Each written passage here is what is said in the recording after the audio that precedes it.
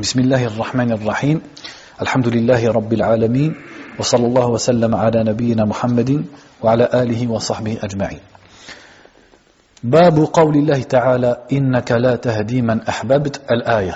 Donc nous sommes arrivés au chapitre du verset. Donc il a intitulé le chapitre par un verset du Coran. إنك لا تهدي من أحببت ولكن الله يهدي من يشاء. Tu ne guides pas qui tu aimes, mais Allah guide qui il veut. Qui tu aimes ici, c'est-à-dire innaka la tahdi man ahbabtahu. Tu ne guides pas la personne que tu aimes, mais Allah guide qui il veut. Ou alors on peut le comprendre innaka la tahdi man ahbabta hidayatahu walakin Allah yahdi man yasha. Dans le sens, tu ne guides pas celui que tu aimerais guider. C'est pas dans le sens où tu l'aimes lui, mais tu aimerais qu'il soit guidé. Donc il y a ces deux façons de comprendre le verset qui ne se contredisent pas. Donc tu ne guides pas qui tu aimes. Donc Allah Azza wa Jal dans ce verset s'adresse au prophète sallallahu alayhi wa sallam en disant qu'il ne guide pas. Alors qu'on voit dans un autre verset qu'Allah Azza wa Jal dit wa innaka la tahdi ila siratin mustaqim. Certes tu guides vers un droit chemin.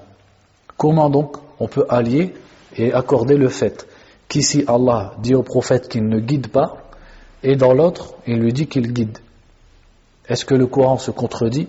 Se contredit pas. C'est-à-dire que la guider, dans chacun de ces deux versets, a un sens. Si on parle de la guider, qu'on appelle hidayatul irshad, c'est-à-dire le fait de montrer, hidayatul bayan, transmettre, enseigner et montrer, alors Allah a dit au prophète, innaka wa innaka la tahdi ila siratin mustaqim. Certes, tu guides vers un droit chemin. C'est-à-dire que le prophète sallallahu alayhi wa sallam montre aux gens et enseigne aux gens et oriente les gens vers le droit chemin. Ça c'est en sa capacité et c'est même son devoir.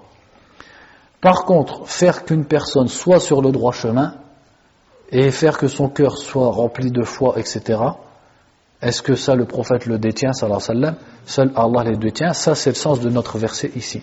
Et ça on appelle ça hidayatu at-tawfiq.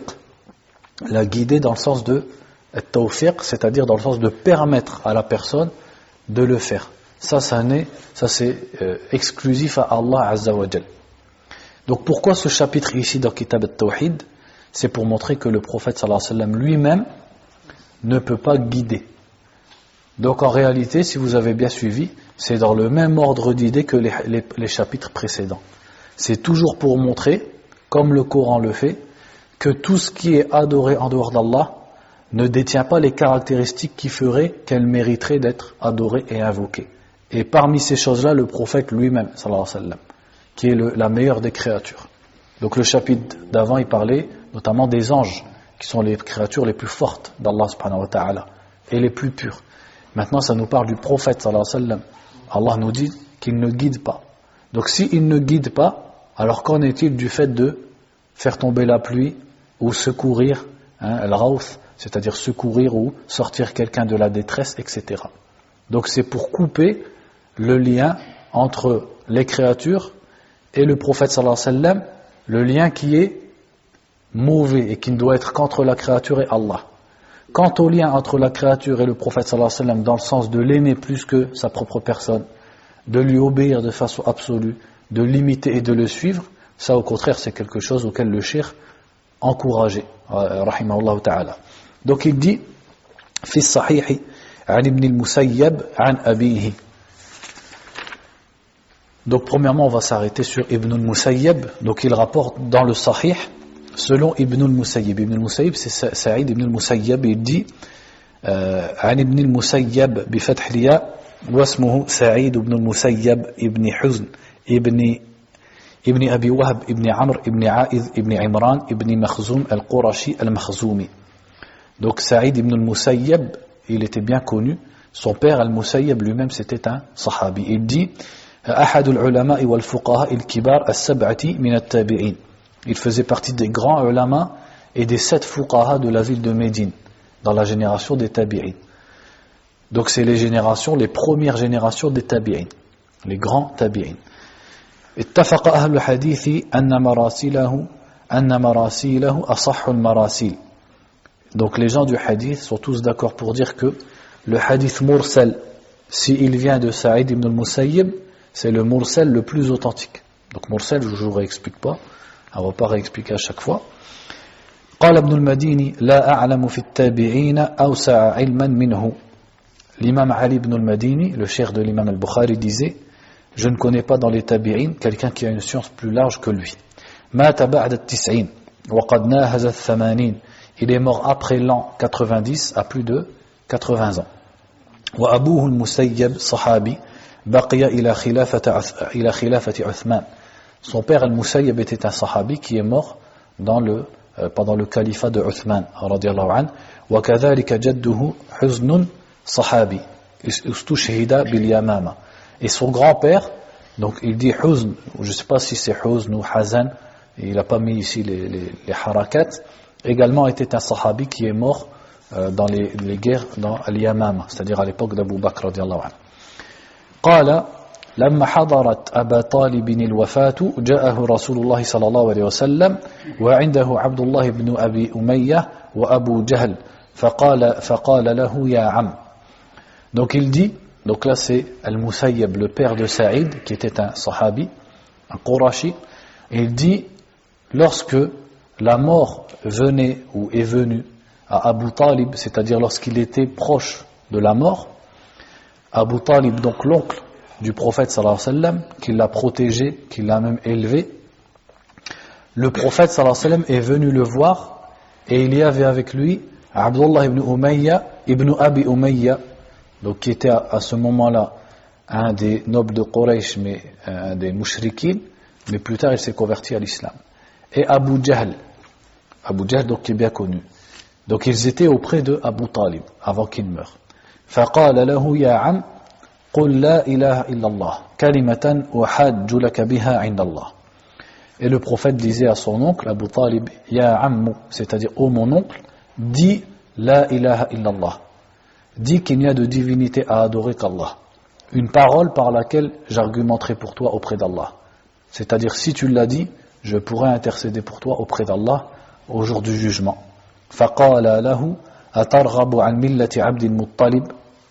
Et les deux autres ont dit à Abu Talib, est-ce que tu vas fuir ou est-ce que tu vas te détourner de la religion de Abd al-Muttalib? فأعاد عليه النبي صلى الله عليه وسلم فأعاد. Donc lui disait dis la ilaha illallah, et eux deux lui disaient est-ce que tu vas te détourner de la religion de ton père, c'est-à-dire l'adoration des idoles. Et à chaque fois que le prophète sallallahu alayhi wa sallam répétait, les deux répétaient. Donc le prophète lui dit de dire la ilaha illallah et les deux autres lui disent est-ce que tu vas quitter la religion de ton père? فكان آخر ما قال هو على ملة عبد المطلب. Et la dernière chose qu'il a dit, c'est qu'il était sur la religion de Abd al-Muttalib. Donc si on regarde ici comment le rapporteur du hadith al-Musayyib a rapporté le hadith, il a dit la dernière chose qu'il a dit, 2 points, il est sur la religion d'Abd al-Muttalib. Alors que Abu Talib, est-ce qu'il est raisonnable, entre guillemets, qu'il dise, en parlant de lui-même, il est sur la religion d'Abd al-Muttalib? Comment il va dire? Je suis sur la religion de Abd al-Muttalib. Mais les savants ont dit, et d'ailleurs cette façon de dire je suis, ça a été rapporté dans une autre version du hadith, c'est que le rapporteur du hadith, tellement il déteste dire cette phrase, même en la rapportant de quelqu'un, il a dit qu'il est mort sur la religion d'Abd al-Muttalib. Parce qu'il a détesté dire, il a dit je suis sur la religion d'Abd al-Muttalib. Tellement il détestait le shirk. Subhanallah. Donc la dernière chose qu'il a dit avant de mourir, c'est donc je suis sur la religion d'Abd al-Muttalib. Donc il ne s'est pas converti à l'islam. Et il n'est pas mort sur le monothéisme. Alors qu'au fond de lui, comme il le disait lui-même dans ses poèmes, et c'est pas seulement au fond de lui, mais même par ses paroles, il reconnaissait que la religion de son neveu c'était la vérité. Mais il y a une différence entre reconnaître et croire et l'iman. L'iman, c'est pas juste d'y croire et de le reconnaître, c'est aussi de l'adopter et de le suivre et de l'appliquer dans les actes et les paroles. وَأَبَى أَنْ يَقُولَ لَا إِلَهَ إِلَّا اللَّهِ. Donc il a refusé de dire la ilaha illallah. فَقَالَ النَّبِيُّ صلى الله عليه وسلم لَأَسْتَغْفِرَنَّ لَكَ مَا لَمْ أُنْهَى عَنْكَ. Et le prophète a dit sallallahu alayhi wa sallam, je demanderai le pardon pour toi, c'est-à-dire je prierai Allah de te pardonner tant qu'il ne me l'interdit pas. فأنزل الله عز وجل ما كان للنبي والذين آمنوا أن يستغفروا للمشركين ولو كانوا أولي قربى. Et Allah Azza wa Jal ensuite a révélé au prophète sallallahu alayhi wa sallam, il n'appartient pas aux prophètes et à ceux qui ont la foi de demander le pardon pour les mushrikines, c'est-à-dire pour les associateurs, même s'ils sont des proches. Même s'ils sont, c'est-à-dire leur père, leur fils, leur oncle, il est interdit à un musulman de dire, par exemple, Rahimahullah, Ghafarallahu la, etc., pour quelqu'un qui est mort dans le kufr. Donc Allah Azza wa Jal a interdit au prophète Mohammed sallallahu alayhi wa sallam de demander le pardon pour son oncle Abu Talib. وأنزل الله في أبي طالب إنك لا تهدي من أحببت ولكن الله يهدي من يشاء. Et Allah également a révélé au sujet de Abu Talib, certes tu ne guides pas qui tu aimes, mais Allah guide qui il veut. Donc qu'est-ce que ça nous montre? C'est que le prophète sallallahu alayhi wa sallam, c'est le meilleur des hommes, mais le fait de guider une personne, ça appartient à qui? Ça n'appartient qu'à Allah subhanahu wa ta'ala. Et est-ce que le prophète a pu intercéder pour son oncle alors qu'il était mushrik? Allah lui a interdit de demander le pardon pour son oncle. Si ce n'est que le prophète sallallahu alayhi wa sallam a demandé à Allah d'alléger le châtiment de son oncle, et comme il l'a dit dans un autre hadith, son oncle sera, ses pieds seront sur des braises aussi chaudes que son cerveau bout de la chaleur de ces braises, et il croira être la personne la plus châtiée en enfer, alors que c'est celui dont le châtiment est le moins dur. Donc le prophète a tout de même intercédé pour lui, mais il n'a pas pu le sauver du châtiment. Donc qu'est-ce que ça nous montre? Que le prophète sallallahu alayhi wa sallam ne doit pas être adoré et invoqué en dehors d'Allah, puisque lui-même ne détient rien en dehors d'Allah subhanahu wa ta'ala. Il ne peut pas guider une personne ni intercéder pour qui il veut, sallallahu alayhi wa sallam. باب ما جاء أن سبب كفر بني آدم وتركهم دينهم هو الغلو في الصالحين. Le chapitre suivant, il dit ce qui a été rapporté qui montre que la cause de la mécréance des enfants de Adam, c'est-à-dire des êtres humains, et le fait qu'ils délaissent leur religion, c'est al-ghuluw fi s-salihin, c'est-à-dire le fait d'exagérer à propos des vertueux. Qu'est-ce qu'il veut nous dire par là? Il veut nous dire que une des principales causes du shirk et de l'adoration des idoles et d'autres qu'Allah subhanahu wa ta'ala, c'est le fait que les gens exagèrent à propos des hommes pieux, surtout lorsqu'ils sont morts.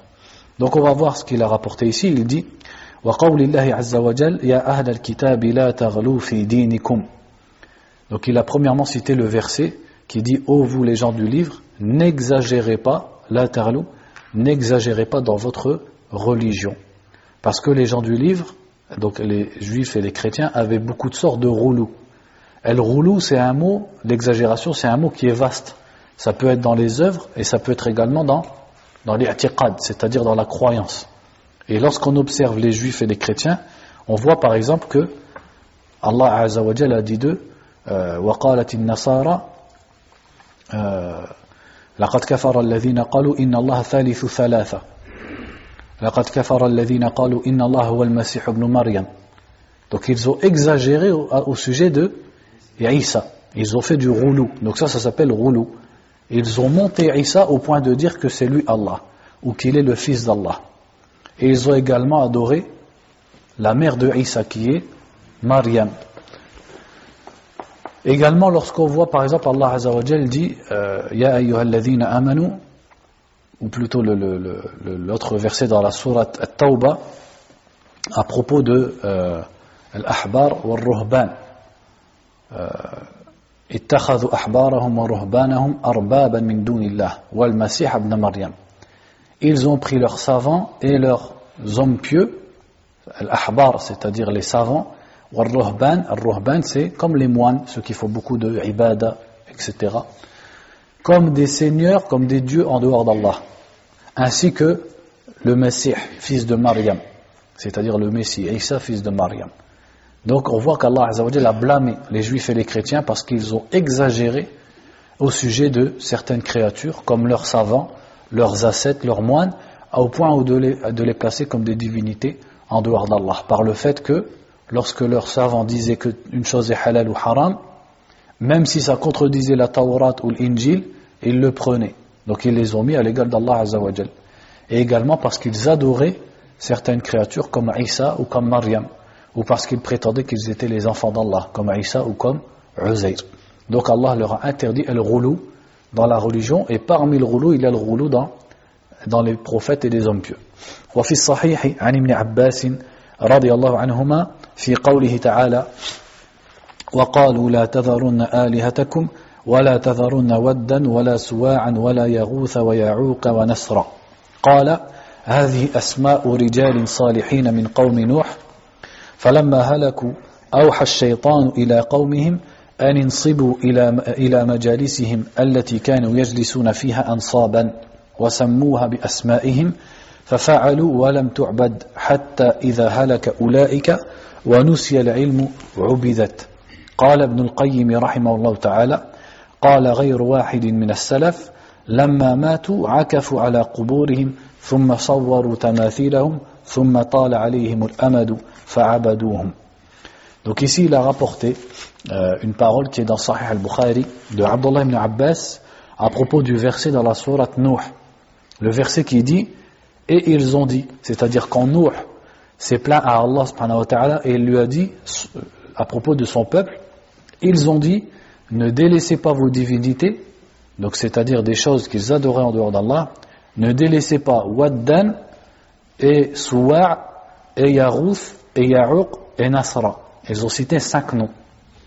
5 noms d'idoles, donc c'était des idoles qu'ils adoraient en dehors d'Allah subhanahu wa ta'ala. Qu'est-ce que c'était que ces idoles? Est-ce que c'était que de la pierre? Ou est-ce qu'il y avait quelque chose qui était voulu derrière? Donc Abdullah ibn Abbas a expliqué, il a dit ce sont des noms d'hommes pieux, d'hommes vertueux du peuple de Nuh. Donc en fait, Yarouth, Ya'uq, Wad, etc. c'était des hommes qui vivaient avant Nuh. Et il a dit ensuite, Abdullah ibn Abbas, lorsqu'ils sont morts, Al-Shaytan a suggéré à leur peuple de dresser dans leurs assises, c'est-à-dire dans les endroits où ils s'assoient, un saban, c'est-à-dire des statues à leur effigie, et de leur donner leur nom. Et ils l'ont fait, mais sans les adorer. Et lorsque la science a été oubliée, elles ont été adorées. Qu'est-ce que ça veut dire? Dans le peuple de Nuh, donc quand on dit dans le peuple de Nuh, c'est-à-dire dans le peuple où Nuh allait naître, parce que ça c'était avant Nuh. Il y avait 5 hommes salihin, des hommes pieux, qui adoraient Allah subhanahu wa ta'ala. Donc qui sont cités dans le verset. Wuddan, Wasuwa, etc. Et ces hommes pieux, Abdullah ibn Abbas, radiallahu anhum, a dit, quand ils sont morts, Al-Shaytan a dit aux gens, faites des statues qui représentent ces hommes-là, et donnez-leur leur nom. Mais ils ne les ont pas adorés. C'est-à-dire qu'au début, Al-Shaytan ne leur a pas dit, adorez-les. Pourquoi? Parce qu'on sait que de Adam jusqu'à Nuh, qu'est-ce que les gens pratiquaient? At-Tawhid. Ils ne connaissaient pas le fait d'adorer autre qu'Allah subhanahu wa ta'ala. Donc Al-Shaytan leur a dit, faites des statues qui représentent ces hommes, donnez-leur le même nom que ces hommes, et au début ils l'ont fait. Et d'autres savants ont expliqué, parmi les tabi'in, qu'ils faisaient ça pour se rappeler d'eux. C'est-à-dire, Al-Shaytan, il est venu vers eux avec une bonne niyya. Il leur a donné une bonne niyya. Ils se sont dit, on va les représenter, comme ça on va se souvenir de ce qu'ils faisaient. Et quand on va se souvenir de ce qu'ils faisaient, les ibadah, etc., on va faire comme eux. Mais quand quand la science s'est dissipée, ils ont fini par être adorés. Donc Al-Shaytan, regardez comment il a fait. Il leur a pas dit tout de suite, adorez-les. Parce qu'il savait que s'il leur disait adorez-les, il ne l'auraient pas fait. Mais il a vu très loin. D'abord, sculpter des statues, donner leur nom, et les générations ensuite, ils sont tombés dans le shirk, dans le fait de les adorer. Donc Ibn al-Qayyim disait, rahimahullah, plusieurs parmi as-salaf, quand on dit salaf, c'est-à-dire sahaba, tabi'in, disaient, lorsque ces hommes-là sont morts, il dit akafu ala quburihim. Donc les gens du peuple de Nuh restaient à côté de leur tombe. Donc ils restaient donc d'une façon spirituelle, pour se rappeler de la religion et se rappeler de ces hommes à côté de leur tombe.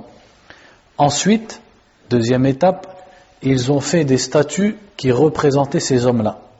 Et le temps est passé, ils ont fini par les adorer. Donc si on regarde le point de départ de tout ça, c'est quoi? C'est le fait d'exagérer au sujet de ces salihin.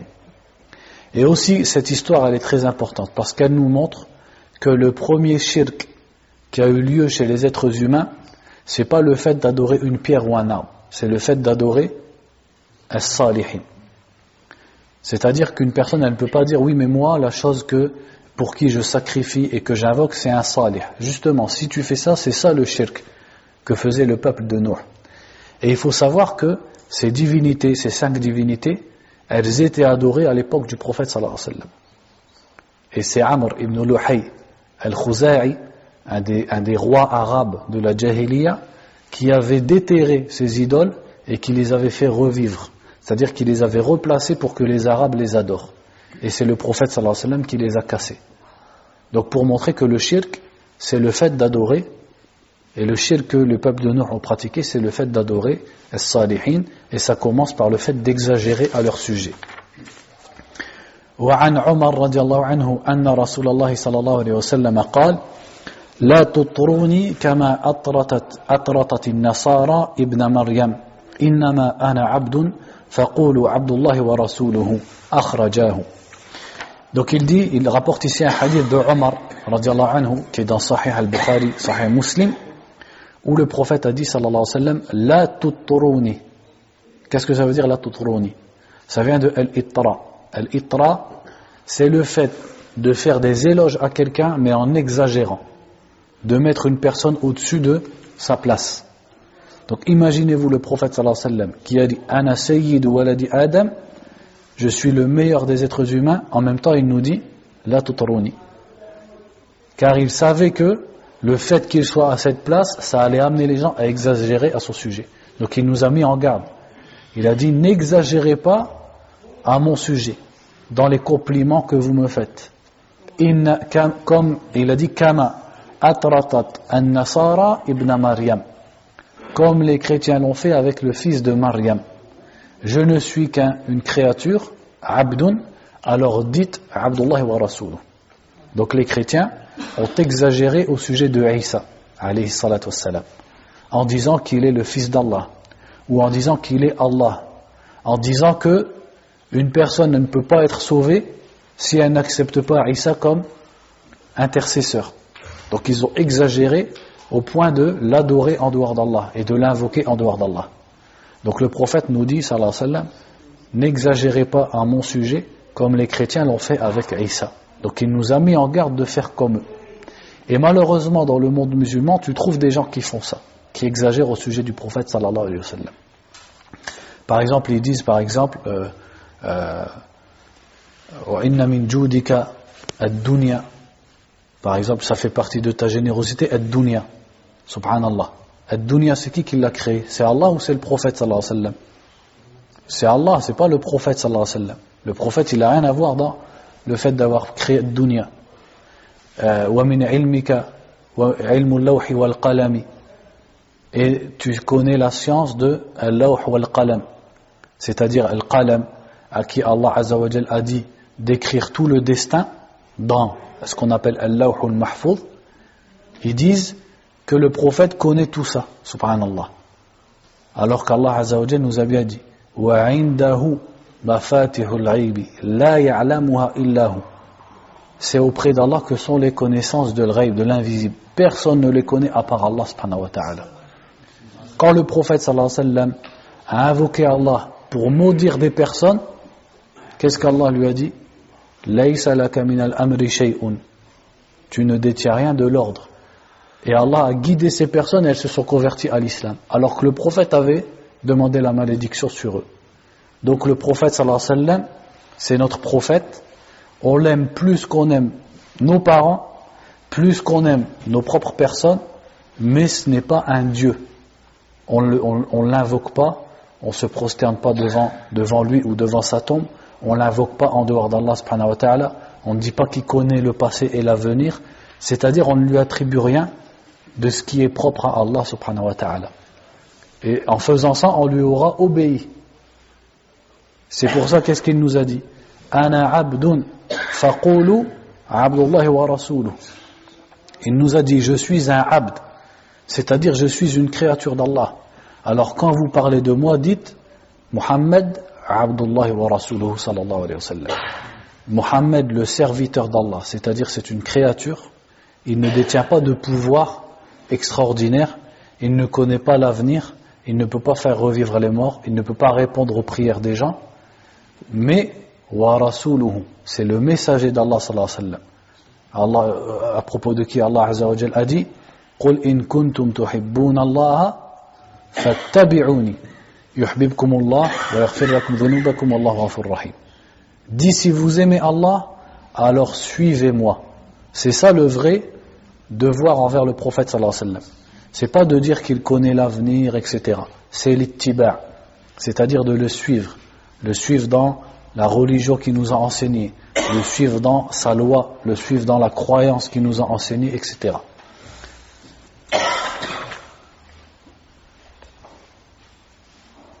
Ensuite il dit قال رسول الله صلى الله عليه وسلم إياكم والغلو فإنما أهلك من كان قبلكم الغلو ولمسلم عن ابن مسعود أن رسول الله صلى الله عليه وسلم قال هلك المتنطعون قالها ثلاثا. Ici ensuite il a cité deux hadiths. Le premier il est dans le Musnad de l'imam Ahmed où le prophète a dit sallallahu alayhi wa sallam إياكم والغلو, attention à l'exagération. Et le prophète sallallahu alayhi wa sallam il a dit ça au Hajj. Il a demandé qu'on lui ramène des cailloux pour faire rami au Hajj, et il a dit c'est des cailloux comme ça qu'il faut ramener, et attention d'exagérer, c'est-à-dire que ce sont des cailloux de petite taille, et vous ne devez pas exagérer en prenant des gros cailloux ou des pierres, ou encore pire, quand quelqu'un fait le Hajj, qu'est-ce qu'ils voient maintenant? Ils prennent leurs sandales, ils la jettent, etc., etc. Alors qu'il nous a dit Iyakum wal-ghulu. Même dans les cailloux qu'on prend pour le Hajj, il ne faut pas exagérer. Donc al-ghulu, qu'est-ce que c'est? Al-ghulu, c'est mujawazatul had, c'est le fait de dépasser les limites dans ce que la religion elle nous a ordonné, d'aller trop loin, de rajouter au-dessus de ce que la religion elle nous a ordonné, ou alors au contraire d'être trop laxiste, exagéré dans un sens ou dans l'autre. On va dire qu'une chose elle est haram, nous on va dire c'est pas grave, ou elle est halal. Donc ça, tout ça c'est le ghulu. Et même dans l'i'tiqad, dans la croyance, il y a le ghulu, le fait d'exagérer par exemple à propos du prophète sallallahu alayhi wa sallam, ou à propos des sahaba, ou à propos des awliya, dire que si on les invoque ils vont nous sortir de la détresse, si on leur demande la pluie ils vont nous faire tomber la pluie. Ça c'est du ghulu, parce qu'il n'y a que Allah azza wa jal qui peut faire ces choses là. Et ensuite dans un autre hadith il a dit halaka al-mutanatti'un. Il l'a dit 3 fois. Halaka al-mutanatti'un, halaka al-mutanatti'un, halaka al-mutanatti'un. C'est quoi le-tanattu'? Le-tanattu' c'est le-ta'ammuq, c'est-à-dire le fait de trop chercher la petite bête dans la religion, de trop chercher des détails et des choses dont le prophète sallallahu alayhi wa sallam et les sahaba n'ont pas parlé. Par exemple, essayer de philosopher sur Allah. Ar-Rahmanu ala al-arsh istawa. Comment Allah il s'est mis sur son trône? Mais s'il s'est mis sur son trône, donc ça veut dire que, etc. Ça c'est tanattu'. Le prophète sallallahu alayhi wa sallam il nous a dit Ar-Rahman ala al-arsh istawa, il nous a pas dit plus que ça. Khalas. Amanna, sami'na wa ata'na. Plus que ça, ça rentre dans at-tanattu'. C'est-à-dire le fait de chercher des questions dont la religion elle n'a pas parlé, de chercher des détails et des explications, alors que les sahaba eux-mêmes, dont Abdullah ibn Mas'ud a dit Kanu abarra an-nasi quluban wa a'maquhum ilman, etc. C'est ceux qui avaient les cœurs les plus purs et la science la plus profonde. Mais qu'est-ce qu'il a dit également? Wa aqallu an-nasi takallufan.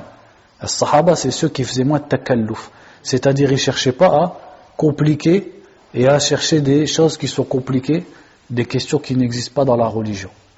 Eux, leur but, c'était de comprendre le Coran, connaître ce que le prophète sallallahu alayhi wa sallam a dit, et surtout, c'était quoi leur but?